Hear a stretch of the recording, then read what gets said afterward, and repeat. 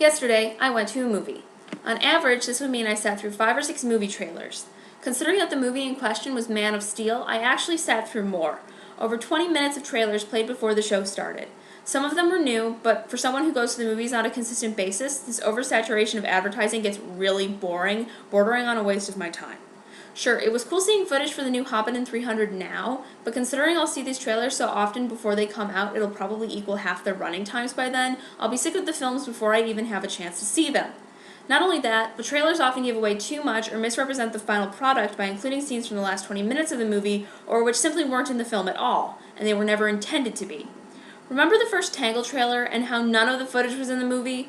More recently, we've had teaser trailers for Despicable Me 2 and The Smurfs 2, which featured characters from the film, but had nothing to do with the story. The entire trailer was made to market the film based on name recognition, not to represent the story of the film itself.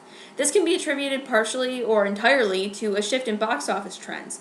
Specifically, that sequels make tons and tons of money even if they're total crap, because people who like the first Die Hard will go watch any recycled script if John McClane is copy-pasted over the main character and we call it Die Hard 5.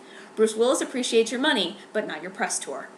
According to a survey of moviegoers by a research company called YouGov Omnibus, almost half of moviegoers believe that trailers give away too many of the movie's best scenes. You know, the type of scenes that distract you from the rest of the movie when you're wondering when this will happen rather than watching the movie, or where the joke is ruined by the fact you already saw the punchline 6 months prior.